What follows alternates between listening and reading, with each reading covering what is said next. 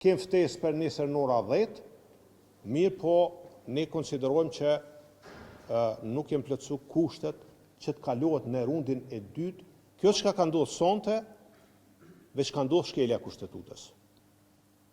Është hyrë në procedurë të votimit, çështja e zgjedhjes së presidentit apo presidentes në mënyrë kundërkushtetuese.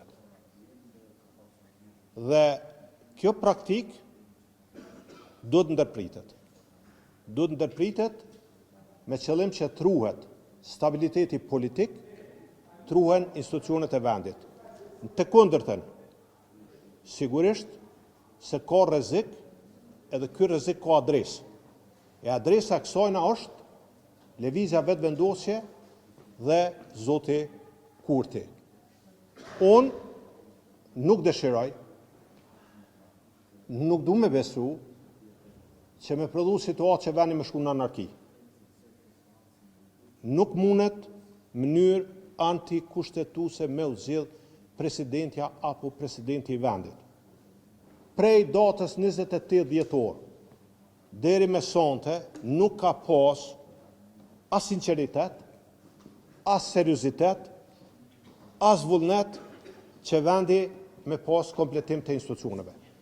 Për ma tepër, ka pas nga rendje qysh me i kap institucionet, qysh me plas shtetin, qysh mos me respektu kushtetutën e vendit. Prandaj, kjo praktik nuk duhet të vazhdohet. Kushtetuta është e qartë. Duhet të jenë 80 deputet në sallë prezent dhe të votojnë që të konsumohet rundi i parë. Njëjtën gjë kërkon edhe në rundin e dytë. Por nuk mundet me shku në rundin e dytë pa kalu rundi i parë. Dhe sa janë jo serioz, sot pa përgjithshëm janë, për një temë kaq të rëndësishme për vendin, e thrasin seancën në ora 8:25 minuta për me fillu seanca në ora 8:30. Ja pa mundësojnë e deputetve. Kështu që